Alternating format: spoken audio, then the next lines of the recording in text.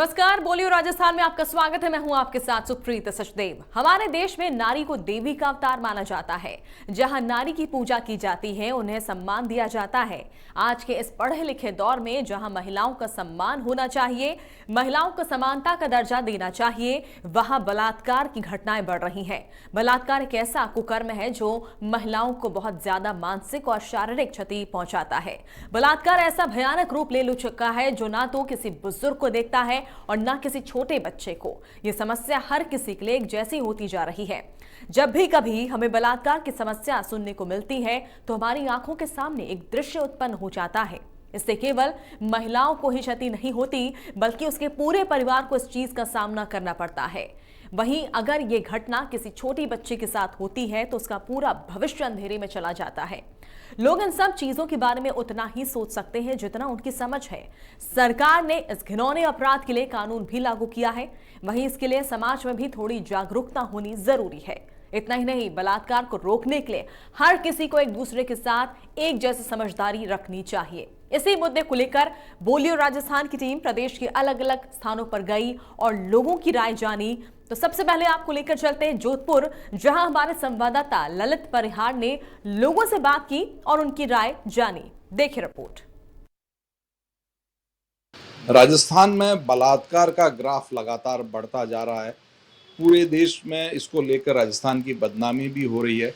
बलात्कार की घटनाओं पर क्यों नहीं अंकुश लग पा रहा है? कड़ा कानून भी है, कानून में पिछले दिनों सुधार भी किया गया और उसको और कड़ा बनाया गया। इसके बावजूद बलात्कार की घटनाओं पर एक प्रभावी अंकुश नहीं लग रहा है।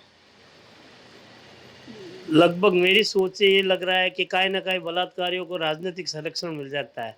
ये कम से कम राजनीति लोग बाग ये सोच के चले कि उनको ऐसे ऐसे जो बलात्कार केस है उसको कैसे रोक सके, तो शायद बलात्कार के रोक जो है उस पर रोक रख सके।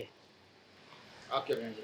मेरे हिसाब से तो इनको बहुत सख्त सज़ा मिलनी चाहिए ताकि ये कोई वापस इसको दोहराने का प्रयास ही न कर सके। और इसके ऊपर बहुत सख्त कानून बनना चाहिए और इसका बहुत जल्द ट्रायल चलकर बहुत जल्दी ही इसका कोर्ट द्वारा डिसीजन दे दिया जाना चाहिए ताकि ये आगे से हो ही नहीं। आप क्या कहेंगे? राजस्थान में जिस तेजी के साथ बलात्कार की घटनाएं बढ़ रही है, राजस्थान के मुख्यमंत्री अशोक गहलोत तीसरी बार मुख्यमंत्री बने हैं। उन्होंने जीत की हैट्रिक की है, लेकिन जिस हिसाब से सख्त कानून की पालना होनी चाहिए थी, गृह मंत्रालय मुख्यमंत्री के पास होते हुए भी राजस्थान के अंदर बलात्कार की घटनाएं दिन दूनी रात चौगुनी बढ़ती जा रही है। दुख का विषय यह है कि मुख्यमंत्री अशोक गहलोत की हैट्रिक होने के बावजूद पूरे देश के अंदर राजस्थान अव्वल दर्ज नंबर पर आया हुआ है। यहाँ तक कि गहलोत मंत्रिमंडल के एक मंत्री के पुत्र के ऊपर भी हाल में एक युवती ने बलात्कार का आरोप लगाया। सरकार उसको संरक्षण दे रही है, आज तक उसकी गिरफ्तारी नहीं हुई। अगर सरकार वास्तव में बलात्कार की घटनाओं को रोकना चाहती है तो कानून की सख्ती से पालना की जाए, आरोपियों को जल्द से जल्द पकड़ा जाए, पुलिस प्रशासन के ऊपर प्रेशर डाला जाए ताकि आरोपी पकड़ में आए और सख्त से सख्त सजा दी जाए। आप क्या कहेंगे? कुछ समय के अंदर अगर जैसे यूरोपियन देशों में बलात्कार के खिलाफ जो कानून है, अगर उस टाइप का अगर कानून अगर हिंदुस्तान में लाया जाए और उस ढंग से अगर यहाँ पे तो बहुत जल्दी अगर डिसीजन मिल जाए तो हर इंसान को इंसाफ मिलेगा, तो वो जरूर इस टाइप का कभी कदम नहीं मिले उठाएगा वो। और उसके लिए सख्त से सख्त कानून अगर हो गया तो आप बलात्कार आपको क्या चीज़ होती है वो भूल जाएगा आम आदमी। बलात्कार पर कानून और सख्त हो या जो कानून लागू है उसकी पालना की जाए, ट्रायल जल्दी से जल्दी पूरा होकर सजा मिले और जो रसूखदार लोग हैं या राजनीतिक संरक्षण वाले जो आरोपी हैं उनको ये संरक्षण नहीं मिले, ये जोधपुर के लोगों का कहना है। कैमरा पर्सन जुगल नवल के साथ ललित परिहार, इंडिया न्यूज, जोधपुर। अब आपको लेकर चलते हैं अजमेर, जहां हमारे संवाददाता जावेद खान ने लोगों से बात की और उनकी राय जानी। देखिए रिपोर्ट। जिस तरह देखा जा रहा है कि लगातार बलात्कारियों का जो ग्राफ है बढ़ता ही चला जा रहा है, ज़रा भी इन लोगों में पुलिस का या प्रशासन का या कानून का खौफ नहीं है। देश प्रदेश के अंदर लगातार घटनाएं जो हैं सामने दिखाई दे रही हैं, मीडिया के माध्यम से, सोशल मीडिया के माध्यम से, या कहीं पे भी देखा जा रहा है कि इस तरीके के जो आपराधिक तत्व है अपनी कारगुजारी को प्रतिदिन अंजाम दे रहे हैं। इसको लेकर के किस तरीके से इन पर अंकुश लगे, क्या इसमें पुलिस प्रशासन का या कानून का खौफ है या नहीं है? हमारे साथ में कुछ लोग मौजूद हैं जिनसे हम खास बात करेंगे। इंडिया न्यूज़ में आपका स्वागत है। जिस तरीके से देखा जा रहा है कि बलात्कारियों का जो है डर, पुलिस का बिल्कुल भी इनमें डर नहीं है, क्या कहेंगे इसके बारे में? जी हाँ, बिल्कुल पुलिस प्रशासन का बिल्कुल डर नहीं है और आपराधिक ये जो बलात्कार हो रहे हैं ये आए दिन बढ़ते ही जा रहे हैं केस। महिलाएं सुरक्षित नहीं हैं, इसके ऊपर पुलिस को ज़्यादा ध्यान देना चाहिए ताकि आगे अंकुश लगा सके इस पर। ये बहुत बड़ी, बहुत गहरी समस्या है, इसके ऊपर ध्यान देना चाहिए। बिल्कुल सही बात है, बहुत गहरी समस्या है। जिस तरीके से आपराधिक जो ये अपराध कर लेते हैं, बलात्कार करते हैं, बलात्कार के बाद में ये पुलिस पकड़ लेती है, फिर वापस छूट जाते हैं, क्या कहेंगे इसके बारे में? इसके बारे में सर ऐसा कहना चाहते हैं कि बलात्कारी करने के बाद में आया तो हो जाता, घूमने के बाद में भी पुलिस प्रशासन एकदम ध्यान नहीं देती है, सोच भी नहीं पाती कि बलात्कारियों को किस तरह सज़ा देनी चाहिए। सरकार को ये सोचनी चाहिए कि इनको सख्त से कार्रवाई करके और जैसे भी हो उनको गिरफ्तार करके उनके ऊपर कार्रवाई रखनी चाहिए। देखिए, बिल्कुल सही बात है कि पुलिस प्रशासन तो उनको पकड़ता है, लेकिन कोर्ट से इनके इन प्रकरण किसी भी तरीके से छूट के वापस बाहर निकल आते हैं और वही कारगुजारी को ये फिर से अंजाम देते हैं। अभी कुछ दिन पूर्व अभी देखा गया है कि एक बलात्कारी जिसने पहले भी बलात्कार किया था वो जमानत में छूट गया था, छूटने के बाद में फिर उसने उसी घटना को अंजाम दिया। बहुत बड़ी विडम्बना है। एक महिला भी हमारे साथ मौजूद है, आप क्या कहेंगे इस बारे में?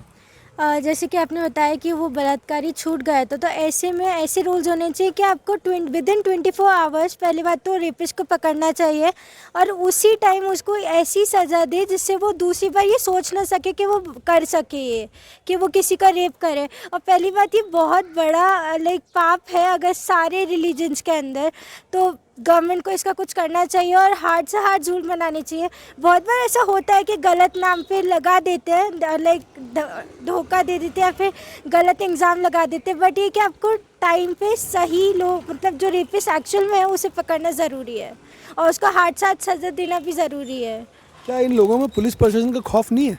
नहीं, बिल्कुल भी नहीं। अगर होता तो वो लोग ये क्यों करते? अगर उनमें डर होता तो वो सोचते पहले कि हम क्या कॉन्सिक्वेंसेस झेलेंगे इस तो सरकार को इसमें क्या इम्प्रूवमेंट करना चाहिए? सरकार को पहली बात तो सिक्योरिटी जो है पूरे सिटीज़ में या फिर जो भी कॉलोनीज़ या फिर शहर है बड़े बड़े, उनमें ये चीज़ करनी चाहिए। हेल्पलाइन उन्होंने दे रखी है और बाकी चीज़ें यही है कि हार्ड रूल्स बनाए जो कि इंसान को डराए कि ये चीज़ करना गलत है। इंसान डरता नहीं है इन रूल से अभी, क्योंकि बिल्कुल सही बात, बिल्कुल सही बात है कि रूल्स बहुत हार्ड होने चाहिए। रेपिस्ट अगर पकड़ा जाता है तो उसको तुरंत इसका वेरिफिकेशन होने के बाद में तुरंत इसको इतनी कड़ी सज़ा होनी चाहिए कि दूसरा कोई इस ऐसी घिनौनी हरकत करने से डरे और उसको वो इस हरकत करने से उस पर अंकुश लगे। कैमरा पर्सन सीरत अली के साथ जावेद खान, इंडिया न्यूज़, अजमेर। अब आपको लेकर चलते हैं बीकानेर, जहां हमारे संवाददाता भवानी जोशी ने लोगों से बात की और उनकी राय जानी। देखिए रिपोर्ट। देश में बलात्कार की घटनाएं बढ़ती जा रही है। बलात्कार के जो है दोषी लोग को सजा नहीं मिलने पर बलात्कार के नियमित एक दो पूरे प्रदेश में जो है सैकड़ों दर्जन मुकदमे भी हो रहे हैं, लेकिन बलात्कारियों पर कोई कार्रवाई नहीं हो रही है। वहीं दूसरी ओर जो है प्रदेश में जो है पुलिस भी मुख बनी हुई है। हमारे साथ कुछ लोग हैं, बलात्कार घटनाओं के लिए किस तरह से प्रयास किया जाना चाहिए, बताइए बलात्कार की घटना किस तरह से प्रयास किया जाना चाहिए? सर, वर्तमान परिप्रेक्ष्य के अंदर जो बलात्कार जैसी घटनाएं हैं वो बहुत ज़्यादा बढ़ रही है और महिलाएं हैं और बच्चियां हैं कतई सुरक्षित नहीं है। इसका कारण ये माना जा सकता है कि ये विधिक प्रक्रिया है। विधिक प्रक्रिया बहुत लेंथी प्रक्रिया है। इसके जब एक महिला मुकदमा दर्ज कराने के लिए महिला थाने जाती है या न्यायपालिका के लिए न्यायालय के समक्ष गुहार लगाती है तो उसको हज़ारों तरह के सवाल और हज़ारों तरह की समस्याओं का फेस करना पड़ता है। इससे प्रत्येक महिला है वो इन समस्याओं और इस लेंथी प्रोसेस में अपने आप को थोड़ा सा ठगा सा महसूस करती है, शर्म जैसी बात महसूस करती है। इसका फ़ायदा अपराधियों को मिलता है और अपराधी न्यायालय से जमानत का लाभ लेकर निकल जाते हैं। इसी कारण क्या है, बलात्कारियों को जब तक सख्त सज़ा नहीं मिलेगी तब तक ऐसी घटनाएं होती रहेगी। तो बलात्कारियों को सख्त से सख्त सज़ा मिलनी चाहिए। आप क्या मानते हैं जिससे बलात्कार देखिए, घटनाएं बढ़ने और या कम होने का जो सवाल है वो उसके ऊपर तो ये है कि भैया अभी वर्तमान में जो एफआईआर जो दर्ज हुई है रेप की, खाली इन रेप्स की एफआईआर की संख्याओं के आधार पर अपन ये डिसाइड नहीं कर सकते हैं कि वास्तव में ऐसी संख्या है। और जहाँ तक बलात्कारियों की सज़ा का बिंदु है तो सज़ा नो डाउट न्यायालय के अंदर ट्रायल चलेगी और वास्तव में अगर कोई दोषी है रेप का तो उसे सज़ा न्यायालय में मिलती भी है, नो डाउट कोई वो नहीं है। और अगर अपन इस इशू पे बात करें कि भाई प्रोविजंस जो और महिलाओं के पक्ष के हों, तो इनके लिए ये है कि ऑलरेडी पुलिस जो है वो कानून तो है ही, लेकिन वो जो प्रोसीडिंग्स है पुलिस के जो दौरान की प्रोसीडिंग है जहाँ से एक महिला रेप विक्टिम है वो वास्तव में गुजरती है, तो उस प्रोसीडिंग को थोड़ा सा महिलाओं के लिए वो ईजी और आसान जनक बनाया जा सकता है। इसके लिए जो स्टेट गवर्नमेंट है या सेंट्रल गवर्नमेंट है वो भी स्पेशली एक कानून बन सकता है कि भाई जो महिलाएं हैं उनको जो पुलिस की लेंदी प्रक्रिया से गुजर रही है वो लेंदी प्रक्रिया उनके लिए आसान हो जाए, और वहाँ जो टोटल प्रोसीडिंग है, हालांकि कानून के अंदर ये प्रोविजन बना हुआ है कि ऐसे जो बयान है महिलाओं के वगैरह वगैरह वो लिए जाए, महिला पुलिस अधिकारी के द्वारा लिए जाए, लेकिन शायद ये 100% अभी थानों में और में हो नहीं पा रहा है। तो इस पर यह है कि महिलाएं पुलिस जांच अधिकारी भी इस तरह के नियुक्त हों, और जांच है वो किसी उच्च अधिकारी है जो उच्च अधिकारियों से हो इसकी जांच, और तो ज़्यादा बेहतर। आप क्या मानते प्रदेश में महिला अत्याचार बढ़ा है, दुष्कर्म की घटना बढ़ी, इसको लेकर क्या मानते? बिल्कुल ये बात सही है। अभी वर्तमान में महिलाओं के बलात्कार की घटनाएं दिनों दिन बढ़ती जा रही हैं, इसीलिए इस अपराध को रोकने के लिए सरकार को एक स्पेशल विंग की नियुक्ति की जानी चाहिए। जो महिलाओं के प्रति जो अपराध हो रहे हैं उनको तुरंत और सुलभ न्याय मिले और जल्द से जल्द उन पर कार्रवाई हो, और इसकी जो न्यायिक प्रक्रिया है उसके लिए भी स्पेशल कोर्ट जो बना रखे सरकार में उसमें एक निश्चित समय अवधि हो और उस दौरान उसकी ट्रायल खत्म करके और जल्द प्रोसीडिंग से उनको सजा मिलनी चाहिए। आप क्या मानते हैं जिस तरह महिला अत्याचार बढ़े उसको लेकर क्या मानते हैं? जिस हिसाब से मतलब ये घटनाएं दिन पर दिन घटती जा रही है, मेरे हिसाब से इन्हें रोकने का सुप्रयास किया जाना चाहिए, और महिलाओं के संबंध में सरकार को भी थोड़े कठोर कदम उठाने चाहिए। और बीकानेर के लोगों का मानना है कि महिलाओं पर जिस तरह से अत्याचार बढ़ रहे हैं उसको रोकने के लिए सरकार को महिला के लिए आतंरिक विंग गठित करनी चाहिए, ताकि वो विंग जो है महिलाओं के जो बयान ले सके, महिलाओं की जो कानूनी सुरक्षा दे सके, उसके लिए सरकार को एक विशेष कदम उठाना चाहिए ताकि बलात्कार की घटनाएं रुक सके। इंडिया न्यूज़ राजस्थान के लिए बीकानेर। और इस पूरे मामले को लेकर जयपुर में हमारे सहयोगी विशाल ने लोगों की राय जानने की कोशिश की। देखिए रिपोर्ट। राजस्थान में क्राइम का ग्राफ बढ़ता ही जा रहा है। महिला बेटियां भी सुरक्षित नहीं है। लगातार रेप की घटनाएं भी सामने आ रही है, लेकिन कानून ऐसा है कि दरिंदों को कड़ी सजा नहीं दिलवा पाता, जिसके चलते बदमाशों के हौसले बुलंद हैं। जयपुर हाट से बातचीत करते हैं, किस तरह से देखते हैं कि क्राइम का ग्राफ बढ़ता जा रहा है, महिलाओं पर अत्याचार हो रहा है, रेप की घटनाएं सामने आ रही है। अगर हम लोग थोड़े समय पहले की बात करें तो एनसीआरबी का डेटा भी आया है और उसमें राजस्थान को रेप में सबसे ऊपर रखा गया है। तो ये प्रदर्शित करता है कि हाँ, लगातार जो घटनाएं हैं, जो महिलाओं के खिलाफ जो हिंसा है वो बढ़ती ही जा रही है, और इसमें बहुत सारे कारण हैं जो इसके लिए जिम्मेदार हैं। उन कारणों को अगर हम लोग देखें तो चाहे वो राजस्थान में पेट्रियार्कल माइंडसेट की बात करें या फिर किसी और चीज़ की बात करें, और एक सबसे बड़ी बात जो ये घटनाएं बढ़ती जा रही हैं, ये इस और इशारा करती हैं कि जो आरोपी हैं, जो विक्टिम हैं, जो ये सब चीज़ें कर रहे हैं, उनके हौसले कितने बुलंद हैं। क्योंकि अगर हम लोग देखें कि लंबे समय से कोई भी आरोपी है उसके खिलाफ साल लग जाते हैं उस केस को हमें उसका निपटारा करने में, और वो ये इनके हौसलों को बहुत ज़्यादा बुलंद करता है और ये भी बताता है कि कहीं ना कहीं वो जो माइंडसेट है वो जा नहीं पा रहा है और लोग करते ही जा रहे हैं। इसमें मानसिकता की बात आती है, कहीं ना कहीं मानसिकता भी जिम्मेदार है और समाज भी जिम्मेदार है। इसको किस तौर देखते हैं? सर बिल्कुल, जैसे कि कहा गया कि मानसिकता ही इम्पॉर्टेंट चीज़ है। क्यों जब एक माँ अपने बेटे को जन्म देती है तो वो ये तो सिखाती है कि भाई अपनी माँ का सम्मान करना है, अपनी बहन का सम्मान करना है, लेकिन ये क्यों नहीं सिखाया जाता कि सड़क पे जो महिला चल रही है उसके साथ कॉलेज में या स्कूल में जो महिला पढ़ती है उनका भी उसको उतना ही सम्मान करना है, उतना ही समानता के साथ देखना है।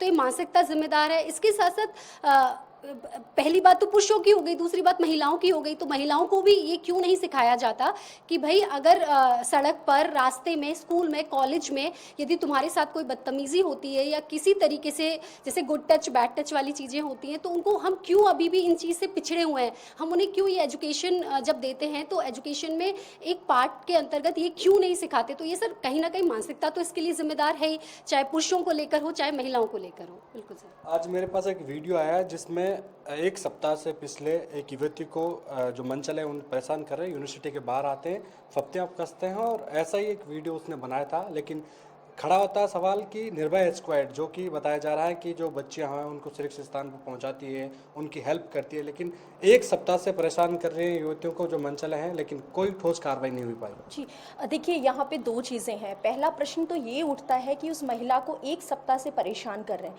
तो पहली बात तो ये आती है कि हमारा अगर आप आईपीसी देखेंगे तो उसमें 354 है, जिसमें ये बताया जाता है कि कोई भी पुरुष या कोई भी मंचला अगर किसी महिला को चेज़ करता है, स्टॉक करता है, पीछा करता है, तो उसके लिए भी कड़ी सजा का प्रावधान है।